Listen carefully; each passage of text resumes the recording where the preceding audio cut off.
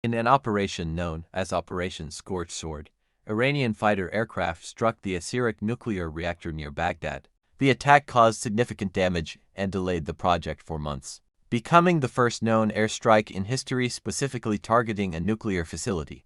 But Iran was not the only nation deeply concerned about Iraq's nuclear ambitions. Israel also viewed Saddam Hussein as a major future threat. Israeli leaders feared that if Iraq successfully developed nuclear weapons, the balance of power in the Middle East could shift dramatically against them. So, on June 7, 1981, the reactor came under attack once again, this time by the Israeli Air Force, in what would later become one of the most famous preemptive airstrikes ever carried out.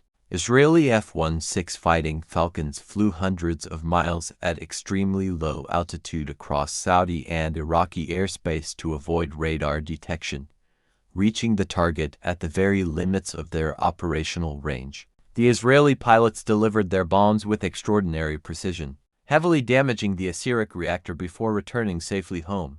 The strike shocked the world. Some governments condemned Israel for violating Iraqi sovereignty, while others quietly viewed the operation as a necessary action to prevent Saddam Hussein from acquiring nuclear weapons. Although Iraq vowed to rebuild the reactor, the financial pressures of the war and growing international complications eventually forced France to withdraw from the nuclear project in 1984. Saddam Hussein's dream of rapidly developing nuclear capabilities was postponed, though not entirely abandoned.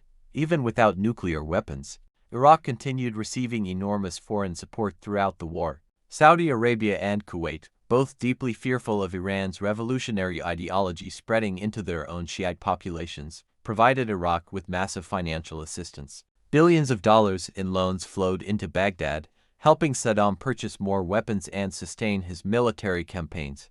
European nations also became heavily involved. Spain and Italy supplied Iraq with helicopters and anti-tank missile systems. France continued delivering advanced conventional weapons, including Mirage fighter jets and missiles. The Soviet Union expanded its military support even further, providing Iraq with export versions of the feared T-70 tank, a weapon that became highly respected and feared by Iranian armored crews.